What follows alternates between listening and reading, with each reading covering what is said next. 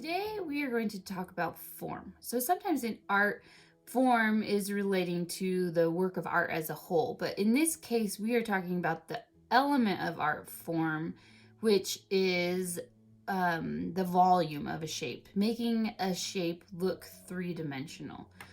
Form uses both shape and the drawing of shapes and value to make an object appear three-dimensional on a two-dimensional page.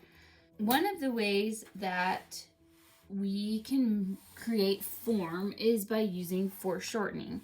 So foreshortening is taking a circle, we talked about this when we drew the cup, and drawing it like an oval. If that was a coin, so you could take a coin in your hand and you could look at it straight on, and then as you tip that coin back, you might notice how the circle starts to turn more into an oval, and that is foreshortening. So we are going to take some shapes and we are going to turn them into forms. So we're going to start out with a square and we're going to turn it into, so square is a two-dimensional shape, and now we're going to turn it into a form. So we're going to draw another square inside that square. And then we're just going to connect these diagonals. So technically, you wouldn't see this back diagonal unless your shape is translucent. But here we made a cube. Now we're going to take a circle, and once again we need to use foreshortening, and we're going to take a triangle and we're going to make it into a cone. We could make a rectangular prism, which is pretty much the same technique as the square.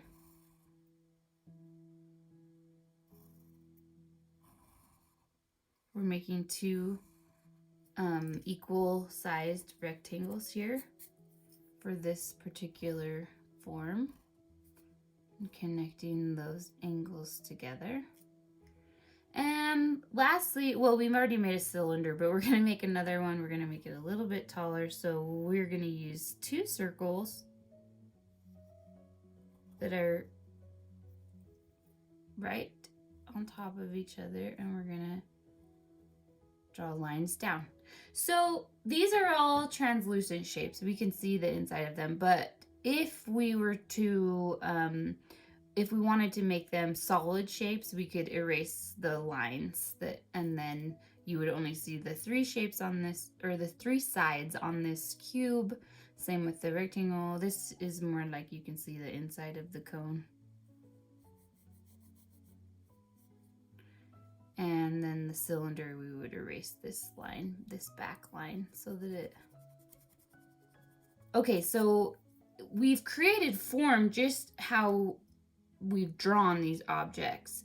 But another huge way to create form, to make it look like it's rounding, is adding value. And so the fancy word for that is shading. I have these fantastic little shapes in my art room. Oh, this one's poor. It looks like a witch's hat now. The tip isn't looking too fantastic anymore. And so these are really great to be able to look at and see where the shading takes place, where the darkest sides are, where the lightest sides are. And it also helps if you have a light in your space so that it has one single light source. That makes it a lot easier to be able to distinguish where the light's coming from, where the shading should be done, and also number 4, where the shadow is supposed to fall on these. All right, so I've set up my shapes and I have a light source. I actually have 2 light sources. That's why I'm getting 2 shadows.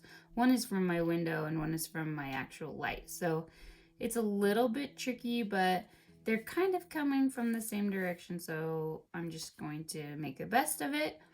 Also, what I end up drawing in my space is not going to be the same as what you are seeing, because you're seeing from on top and I'm seeing from the front. So it might be a little bit different from what you see, but I'm just going to draw what I see. And I'm going to add the shading where I see it. We have our little cylinder shape here. So the top is the highlight and this side's the highlight. That's where our light source is coming in. Over on this side is going to be our core shadow. And right up to that edge, because it is a sharp edge, is going to be dark. And now, also at the base of this, but we're going to talk about that when we talk about shadow. Or we're going to actually put it in when we talk about shadow. Now, the edge of this shape's going to be a little lighter and blended, and this is going to be blended into that light area. I'm not being too deliberate on my blending. Right now I'm just trying to get the right values.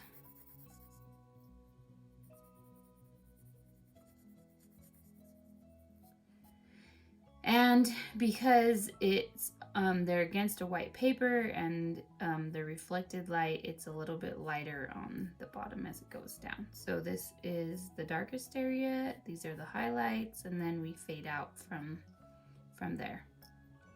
Okay, so here we're gonna draw our rectangular prism, but a cube would be pretty much the same idea, shaded the same way. My angles are not perfect, so it's gonna make it look a little bit funky, so I'm gonna fix that corner. So drawing and getting the angles and the foreshortening is just as important as getting those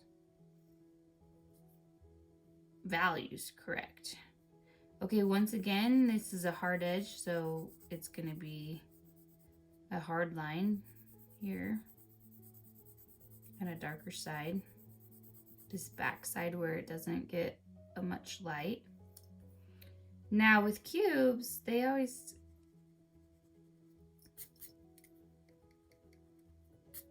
using my eraser a lot.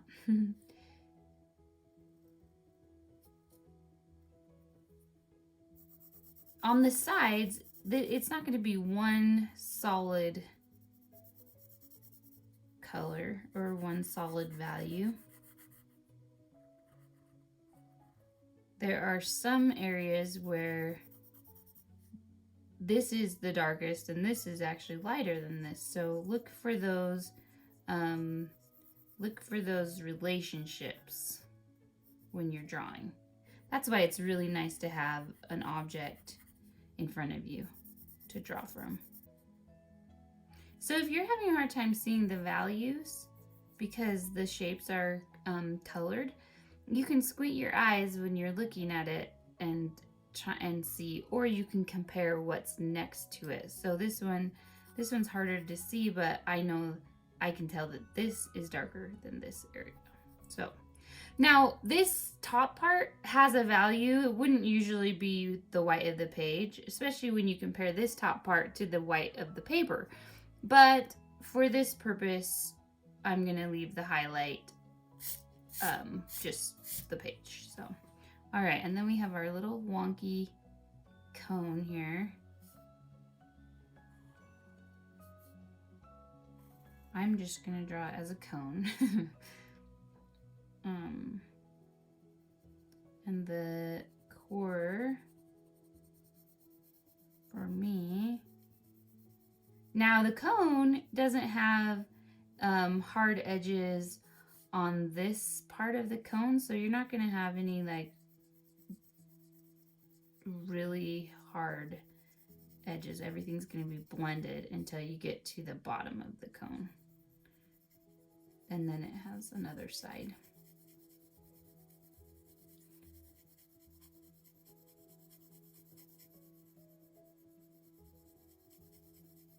And here I am squinting, trying to see the darkest parts of the cone, and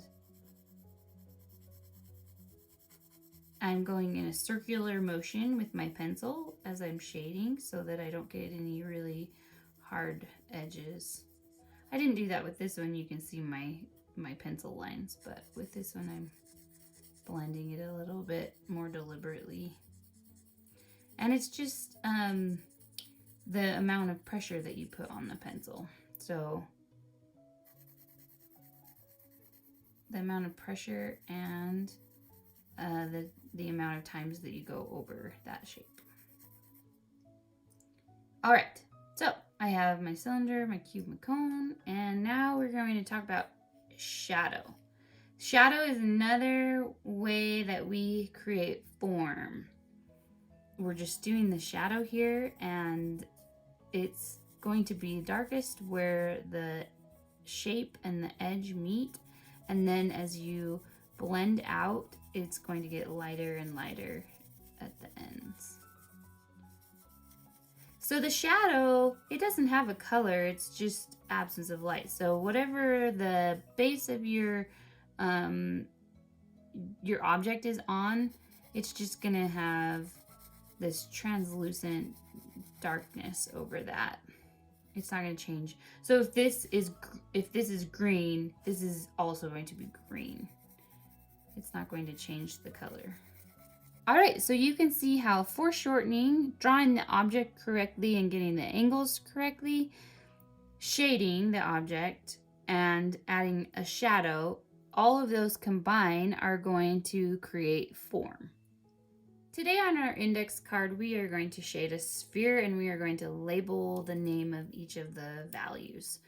So I always tell my art students, if you can draw a sphere and shade it, then you can draw anything. And so it is a really important place to practice. This is one of those skills that you can practice over and over again.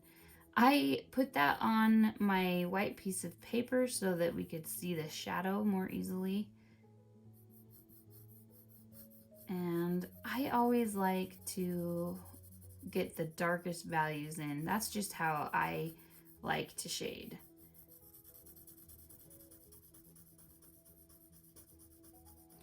So another way that we didn't actually talk about creating form, but that you can create form, is drawing contour lines. And we will talk about that more in one of our drawing lessons.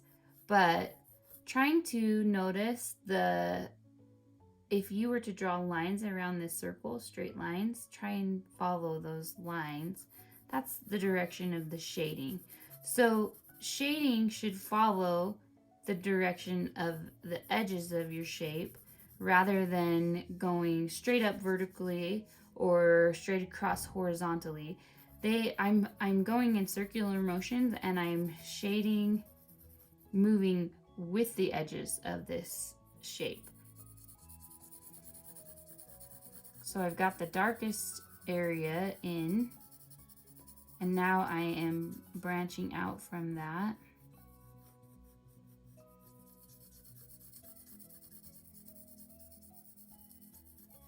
I'm being pretty sloppy about this, actually, if we're being honest, but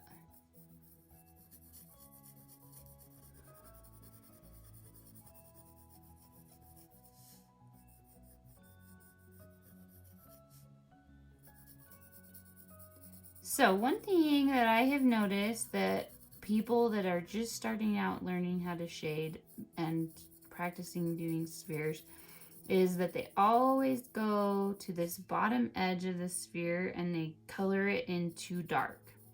What happens when the object is sitting on the surface and then the light shining is the surface will actually reflect light back onto the object. So if I were going to do this object in color and I had a blue piece of paper, I would actually do blue right down here on this object because it's reflecting onto that object. Where it's not blue and it's white, then I'm just leaving it and I'm coloring it in black and white. I'm just leaving it lighter to make sure that I'm getting that form.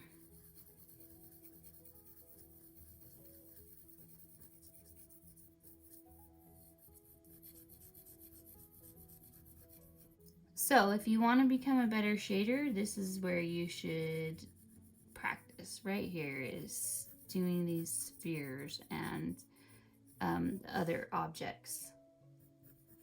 If you don't have these little drawing shapes, you can use cans, you can use balls, you can use objects around your house, that a box of macaroni and cheese.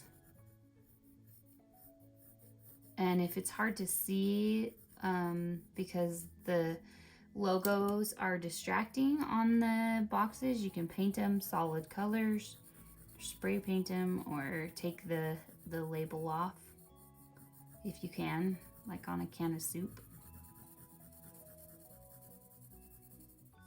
So I have a little bit too much dark in there. I'm just gonna lighten it. I can see that because I'm kind of squinting my eyes and where my eyes pick up on stuff.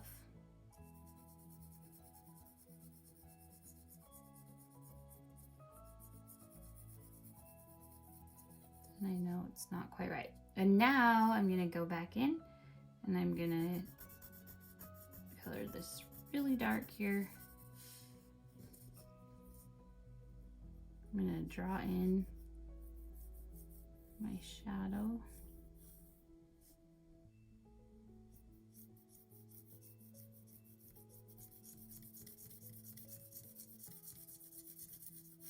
And now that I have the correct shape, I'm actually going to turn my card and make it a little easier on me because I'm right-handed. So, moving that over. I'm not going to smudge my picture by, you gotta be careful with graphite. Not dragging your hand across something that you've worked so hard to shade. Not that I've worked very hard to shade this, it's been kind of quick, but a little sloppy.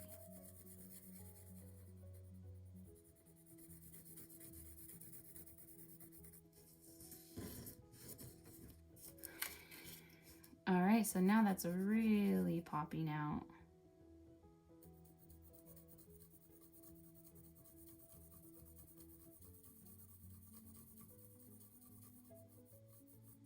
And I might go and clean up the edges a little with my eraser.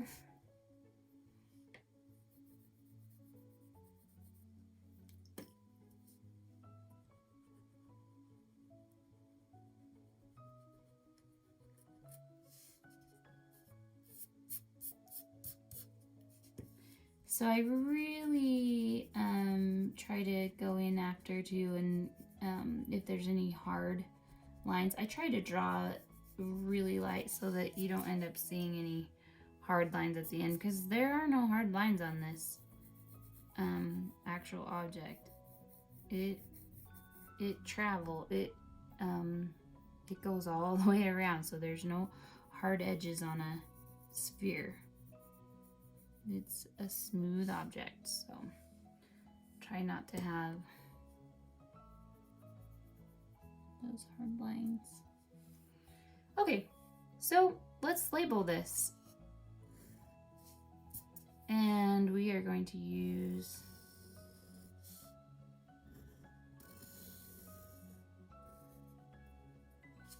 the 7 value system.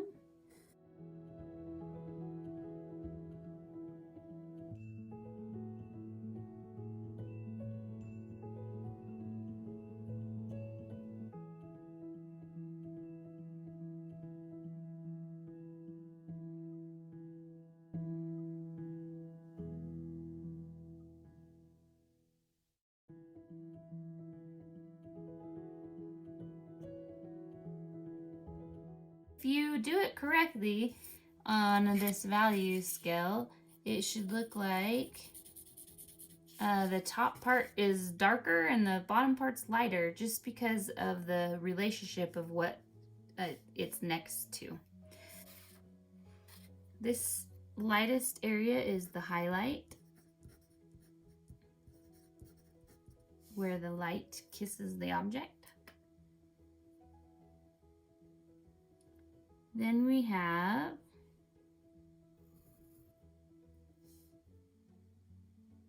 the direct light. So I'm gonna kind of draw some, gonna kind of ruin my drawing here so you can see what I'm talking about, but this here is the shadow edge.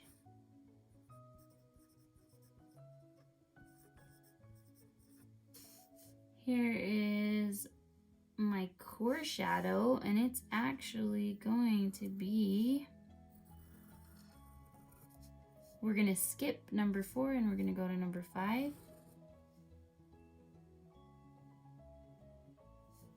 Core shadow. This last loop at the bottom is actually going to be our number 4, which is our reflected light. Here is number 6, which is the cast shadow. So what do we reserve number 7 for? Well, number 7 is for the absence of light, or it would be what you find in a hole.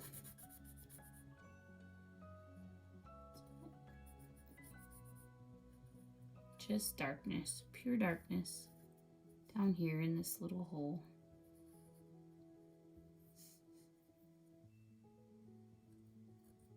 Let me repeat it. So we have our highlight, we have our direct light, or the light side of the object. We have our shadow's edge. Then we're going to skip down here to our reflected light. Then we go back up to the core shadow. Then down here is our cast shadow value. And then if you're gonna draw a hole, then you get to go all the way to black. All right, so that is how we would draw and label a sphere. Okay, for this particular project, we are going to do sort of an extension of our last week's project, except we're going to add color this time, where we were just using values last time. This project is inspired by a couple of paintings that I did a few years ago. I really like these and I wanted to revisit them. So we are going to do a very simple colored background and foreground, and then we are going to do some fruit, but we're only doing 3 values. We're doing the highlight, the fruit, and the core shadow.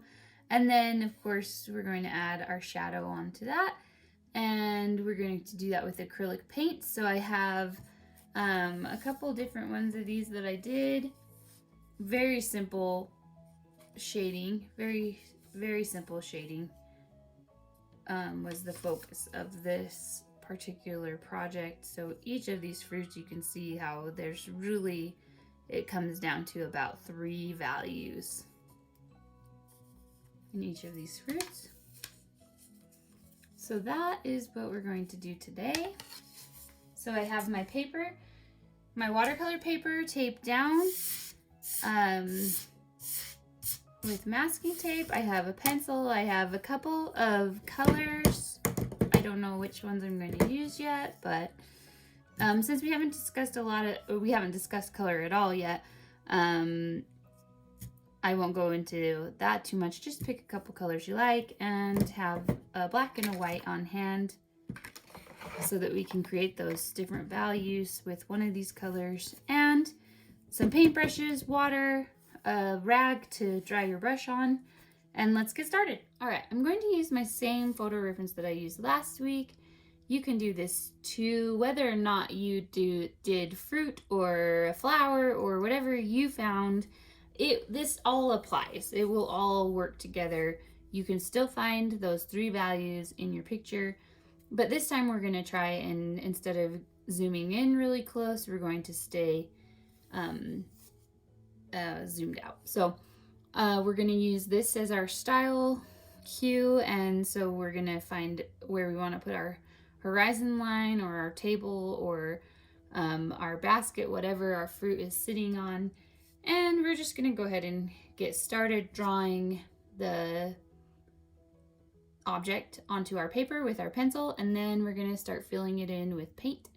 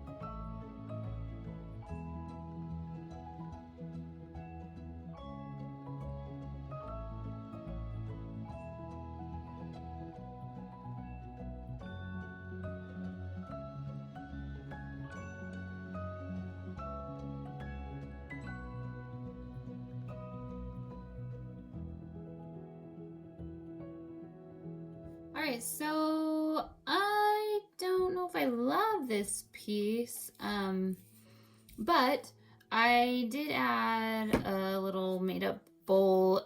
I think part of it is I took the peaches out of the basket and put them on a table, and then I felt like it didn't have enough going up.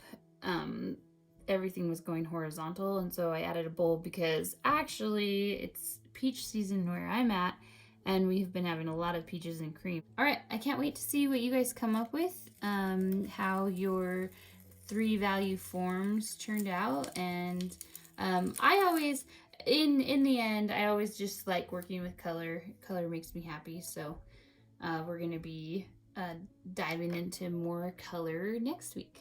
All right, we'll see you.